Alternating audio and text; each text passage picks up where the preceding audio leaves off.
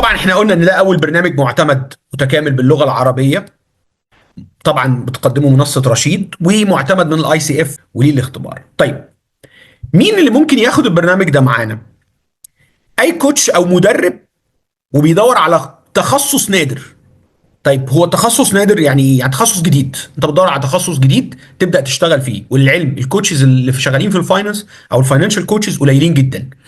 ولو حد فيكم تابع، يمكن الامارات، السعوديه، سلطنه عمان حاليا بدات الدول تعمل حاجه اسمها الثقافه الماليه، تعلم الناس.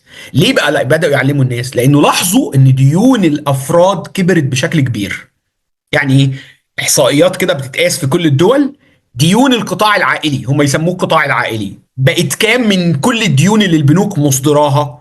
النسبة دي لما بتكبر بشكل ما بتدي انطباع للدولة ان في مشكلة في الاستهلاك. طب ايه الحل؟ نبدأ نعمل برامج توعية مالية. فبدأوا يبقوا محتاجين ناس تبدأ تتكلم، ده تريننج، ده شغل تريننج بشكل ما، تتكلم في فكرة الفاينانس، تعلم الناس السلوك ازاي، الصرف شكله ايه، الايراد شكله ايه. طيب ايه بقى؟ اذا اول حد مناسب ليه البرنامج كوتش او مدرب حالي بيدور على تخصص عادي جدا، حتى لو مش من خلفيه ماليه. ممكن يكون حد خبير مالي، هو كان شغال استشارات وناوي ان هو ياخد البارت بتاع الكوتشنج عشان يكمل معاه. رائد اعمال او صاحب بيزنس، وده على فكره احنا بدأ دلوقتي، يعني احنا في رشيد الحمد لله بدأ يجي لنا شركات بتحتاجنا يوم اتنين ندي جزء في الفاينانس.